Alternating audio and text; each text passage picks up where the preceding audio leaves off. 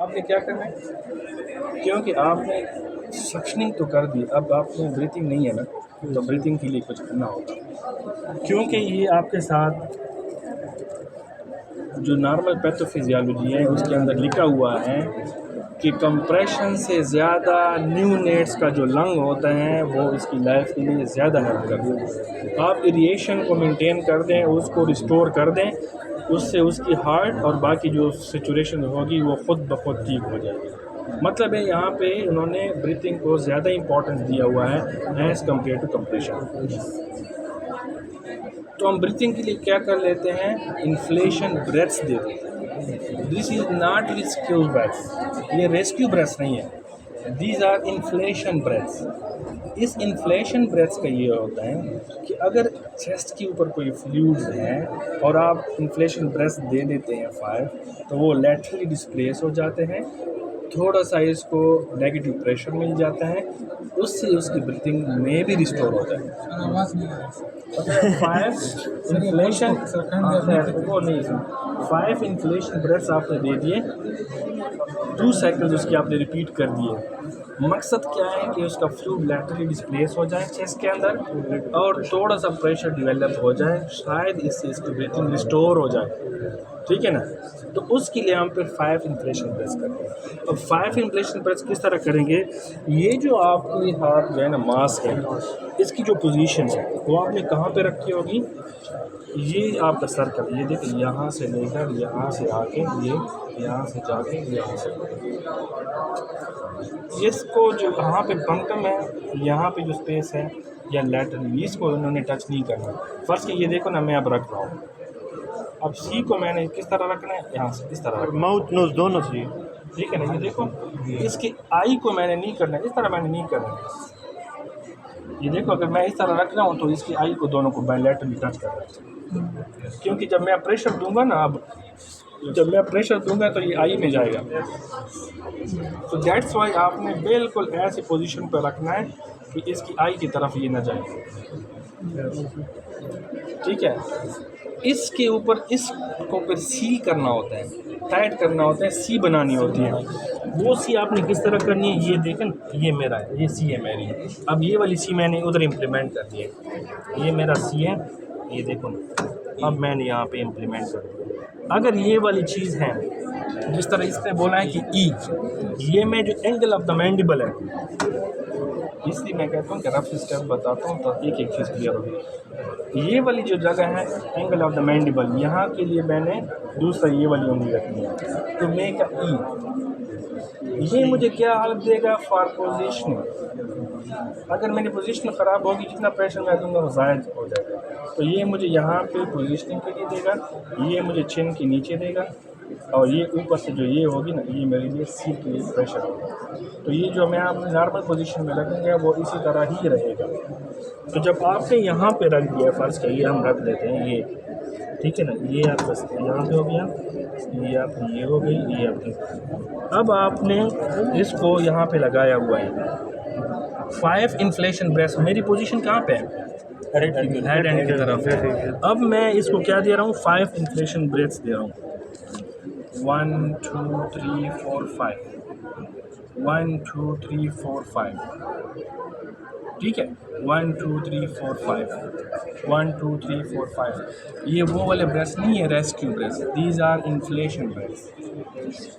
वो आपने एक दे दिया है, असेस कर लिया यार, इसकी दोबारा भी ज़रूरत है, इम्प्रूवमेंट नहीं आ रही इसकी, इम्प्रूवमेंट नहीं आ रही, दोबारा हमने कर दी 5 इन्फ्लेशन ब्रेथ। वो इस तरह नहीं है कि 1 2 3 1 2 3 पफ, वो रेस्क्यू ब्रेथ है, उसका नेगेटिव प्रेशर ज़्यादा है, इसका नेगेटिव प्रेशर यहाँ पे होता है सर, क्योंकि the function of this inflation breath is to displace the fluid, not to raise the chest, ठीक है ना।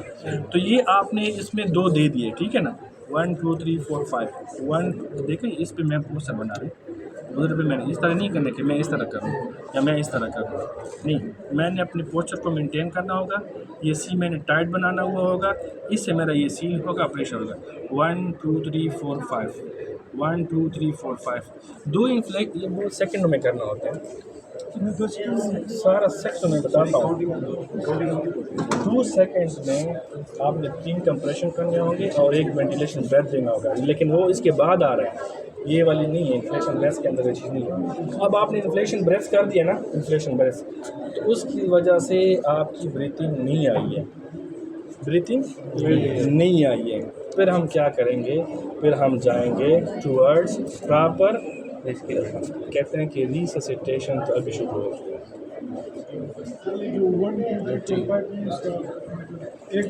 इस तरह नहीं होता, सारा नहीं है।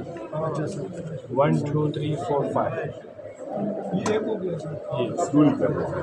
ये sir positive just make a pressure letter, not a proper respiration. 1 2 3 ये वो वाला नहीं है, आहिस्ता 1 2 3 4 5, ठीक है।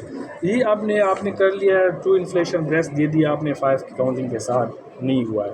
अब आपकी कहानी यहाँ से शुरू होती है, जो आप लोग समझते हैं कि रिससिटेशन जो है ना, वो इस चीज़ को कहते हैं। क्योंकि हमारे साथ जो भी पेशेंट आते हैं, बच्चे आते हैं, बड़े हो या छोटे, हम सीधा कंप्रेशंस पे और इन चीज़ों पे शुरू हो जाते हैं, और ये जो मेन फंडामेंटल चीज़ें हैं वो हम छोड़ देते हैं। दैट्स वाई हमारे CPR का कोई फ़ायदा नहीं होता।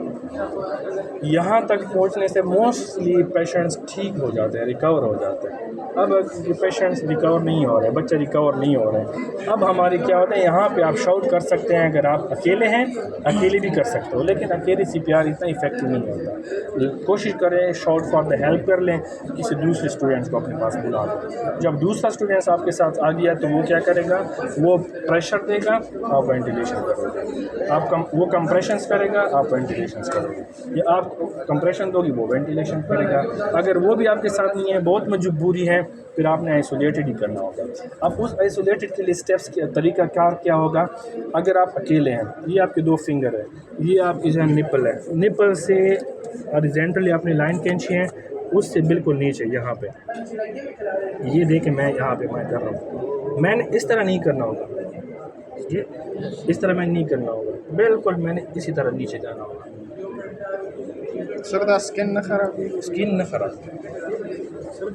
Because life is now more important then skin. Sir GIF sternal joint पे फोर्स करेंगे, बॉडी पे जिफ स्टर्नम जो बॉडी है वो आपके साथ इंटर निपल लाइन के बिल्कुल नीचे है, यहाँ पे आपकी बॉडी है। यहाँ पे अगर आप अकेले हैं क्या करना होगा, 1 2 3 क्या करना, 1 and 2 and 3 breath, 1 and 2 and 3 and breath। यहाँ पे डायरेक्ट आपने प्रेशर नहीं करना होगा, कौन करना होगा, ब्रेथ देना होगा। ब्रेथ सर हमें से देंगे, ब्रेथ आपके साथ अगर आप अकेले हैं तो आप खुद ही करोगे, अगर आपके साथ शाउट फॉर द हेल्प दूसरा आपके साथ स्टूडेंट्स हैं या डॉक्टर हैं तो वही करेगा। अब मैं देखो ना ये कर रहा हूँ, अब मैं अकेला हूँ, फर्स्ट मैं 1 and 2 and 3 and breath, 1 and 2 and 3 and breath, ठीक है। अब मेरे सफ़र के मैं अकेला हूँ, ये 3 मैंने कर लिए, पोस्टर मैंने बनाया हुआ है, डायरेक्ट जो है ना मैंने सीट बनाई हुई है, मैंने पंप दे दिए, ठीक है। फिर मैं चला जाता हूँ 1 and 2 and 3 and breath। ये जब आप आइडियल पोजीशन पे कर रहे होते हैं तो ये विस्लिंग आवाज़ भी दे रहे हैं। जब आपकी थोड़ी सी पोस्चर चेंज होती है, इनकरेक्ट पोजीशन होते हैं, ये देखो आवाज़ भी फिर नहीं दे रहे, ठीक है ना। तो 1 and 2 and 3 and breath है, 1 and 2 and 3 and breath, 1 and 2 and 3 and breath, ठीक है ना। आप ये कर रहे हैं, सही है। जब आप अकेले हैं, अगर आपके साथ 2 बंदे हैं, ब्रेथ मतलब वो तो प्रेस नहीं करना, उस दौरान आप ये नहीं करना। देखो ये मैं कर रहा हूँ ना, देखो 1 and 2 and 3 and breath। अब साथ साथ नहीं करना है, जब 3 में कंप्रेशन कर लो फिर आपने एक ब्रेथ देना। एक बंदा हो तो मतलब ना, मतलब एक दो अब बता रहा हूँ ना, आप आइसोलेटेड का मैंने बता दिया, अब 2 बंदों का बताता हूँ। 2 बंदों का किस तरह है, फर्स्ट है ये हेड एंड है ना, हेड एंड पे आप फर्स्ट है ये आप, ठीक है, वो आपको करवाऊंगा पहले आप स्टेप्स, ये आप पहले एक हैंड पे, ठीक है ना। अब मैं ये देखो ना यहाँ पे करवा रहा हूँ, ये देखो ये निपल है, निपल से बिल्कुल सिर्फ स्टर्नम पे। अब ये देखो ये आपने यहाँ इस तरह रखने होंगे, इस तरह नहीं करने होंगे, इस तरह करने होंगे बिल्कुल। ये आपकी फिंगर इस तरह, ठीक है। अब ये देखें ना यहाँ पे आपने कर रहे हैं 1 and 2 and 3 and breath, 1 and 2 and 3 and breath, 1 and 2 and 3 and breath, 1 and 2 and 3 and breath, ठीक है ना। अब जब आप 2 हों लेकिन ये इधर से नहीं होगा, वो उधर से होगा। हेड साइड एक ब्रेथ। ये जो चीज़ है 3 कंप्रेशंस एंड 1 ब्रेथ 2 सेकंड में करना। मतलब ये बहुत तेज़ चीज़ है। ये निपल है ना, ये निपल है, ये देखो, ये आपकी जो है निपल, ये आपकी मिशनरी लाइन वाली चीज़ करनी है 2 सेकंड में 3 कंप्रेशन एंड 1 ब्रेथ 3:1 से करना है। कोशिश कर लें कि आपकी जो साइकिल्स हों रैपिड हों, करेक्टिव हों। इस दौरान आपने इसकी कलर को देखना है, इसकी ब्रीथिंग पैटर्न को देखना है, और अगर आपके साथ स्टेथ हो तो इसकी आपने एक्सकल्टेशन भी करनी है, हार्ट रेट भी आपने चेक करना है। आपने कर लिए 2 टाइम्स, आपने कर लिए, फ़र्ज़ क्या रफली मैं बता देता हूँ, आपके पास नहीं आ रहा है, हार्ट रेट नहीं आ रहा है, ब्रीथिंग नहीं आ रही, तो फिर आप थोड़ा सा वहाँ पे देख लें। स्टेथ आपके साथ नहीं है, स्टेथ आपके साथ नहीं है, तो यहाँ से आर्टरी देख लें, बिलाइकल आर्टरी यहाँ पे देख लो, पल्सेशन आ रहे हैं कि नहीं आ रहे हैं। ठीक है, पल्सेशन आ रहे हैं कि नहीं आ रहे हैं। अब हमने कितनी बार ये करने होंगे कि इसके बाद हम ड्रग पे जाएंगे? Sir 20 times 5 times 1 minute. ये जो हमारे पास असेसमेंट होगी, ये जो हमें चीज़ बताएगी, वो ये हमें इसका हार्ट रेट बताएगा। 60 से कम होगा वो हमें कौन बताएगा? हार्ट रेट बताएगा। अगर हमारे हार्ट रेट सारी कहानी करने के बाद जो हमने 2 सेकंड के अंदर, अगर आप 2 सेकंड में 3 कंप्रेशन 1 वो करते हैं, तो फिर आपके साथ 1 मिनट में कितने आ जाएंगे? 90 कंप्रेशन और 1 minute is equal to 60 second. 2 divided by 60 is equal to 30। ठीक है, 30 मल्टीप्लाइड बाई 3, 90 कंप्रेशंस आपके साथ 1 मिनट में होने चाहिए। 90 कंप्रेशंस आपके साथ 1 मिनट में होने चाहिए। इस दौरान आपके साथ स्टेप वॉच भी होना चाहिए। ऐसा ना हो कि आपके पास स्टेप वॉच हो नहीं और आप बस लगे रहें। तो ये जो 1 मिनट था ये गोल्डन टाइम था। इसके साथ आपके साथ कम से कम 90 कंप्रेशंस होने चाहिए और 30 आपके ब्रेथ्स होने चाहिए। उसमें आप सक्सेसफुल नहीं है, फ़र्ज़ क्या, हार्ट रेट आपका लेस दैन 60 है, आपने पल्सेशन स्टेथ से भी चेक कर लिया और अम्बिलिकल आर्टरी से भी चेक कर लिया, नहीं आ रहा है। अब आपकी कहानी आ जाती है ड्रग की। ड्रग कौन सी दोगे? एड्रेनलिन 0.2 ml पर kg, 1 × 10,000 1 × 10,000 वो आपने 0.2 ml पर kg से यहाँ पे अम्बिलिकल आर्टरी से, या अगर आपके साथ एंडोट्रिकल ट्यूब की फैसिलिटी है उसके अंदर, वहाँ पे डोज आप पे डबल होगा। कौन सा रूट में आता है? एंडोट्रिकल ट्यूब आपको ओरोफिरिंजियल रूट में आता है ना, ओरोफिरिंजियल रूट, ओरोफिरिंजियल। सर ये पूरे कहाँ पे जाएगा? सही तो जीआईटी में जाएगा सर। देखिए आपके साथ ये लंग्स में जाएगा, लेकिन इसकी जिस तरह हम सर्फेक्टेंट देते हैं, सर्फेक्टेंट RDS में, तो ये लंग के अंदर ही जाते हैं। तो ये भी आपके लंग के अंदर उससे परफ्यूजन होगी, इसी वजह से तो इसका डोज भी डबल है। IV या IM डोज का तो नहीं है, तो इसकी डोज भी इसी वजह से डबल है कि उधर से परफ्यूजन फर्स्ट पार्ट से इफेक्ट भी होगा, तो उधर डोज कम जाएगी, तो इस वजह से डोज उन्होंने बढ़ा दिया। अब अगर आपने 60 से कम हुआ है, आपने एड्रेनलिन दे दिया है, तो 3 मिनट्स तक आपने देख लिया, आप साइकिल सारे कुछ कर रहे हैं, साइकिल छोड़ने नहीं है, साइकिल कंटिन्यू ही रहेगा, क्योंकि 20 मिनट्स तक हम कंटिन्यू ही ये करते रहेंगे। नहीं हो रहे हैं तो आफ्टर 3 मिनट्स के बाद हम क्या रिपीट कर सकते हैं? ड्रग रिपीट कर सकते हैं, ये एड्रेनलिन कर सकते हैं। और वही जो CPR हम कर रहे हैं, कंप्रेशंस एंड वेंटिलेशन कम, उसकी असेसमेंट हम कब करेंगे?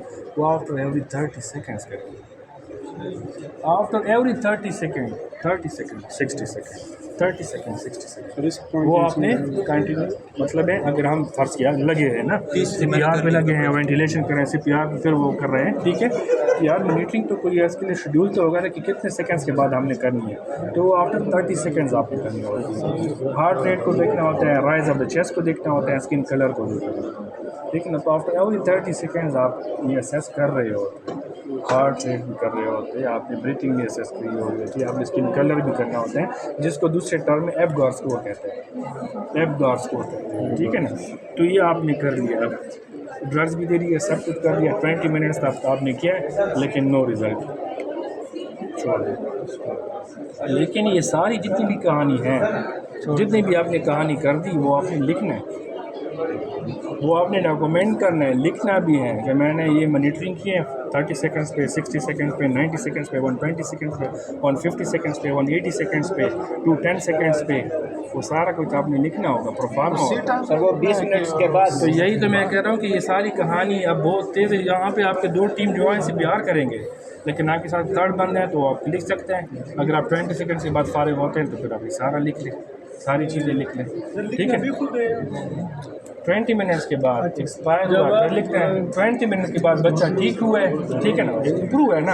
अब इम्प्रूव हो गया तो वापस रिटर्न कर दो। वही प्राइमरी प्रियर वाले जो सर ने बता दिया, आपने हाइपोथर्मिया प्रिवेंशन करनी है, एक्सट्रीम हीट प्रिवेंट करना है, ये सारी चीज़ें आपको, ठीक है। तो जनरेटर रिजिटेशन का एक्चुअली आरपी प्रोग्राम के यही स्टेप्स हैं, ठीक है। तो आप इसे 2 वॉलंटियर कौन अगर 2 में ठीक है, आप इधर आ जाएँ।